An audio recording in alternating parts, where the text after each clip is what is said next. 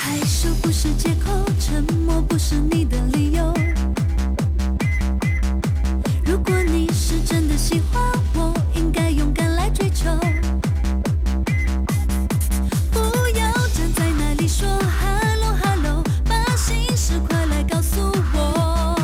别再犹豫，别再想那么多，害羞它不是理由。再给你3秒钟，不需考虑太多。如果你再不说，那拜拜再联络。你实在太懦弱，想法不够成熟，搞不懂为什么爱要与众不同。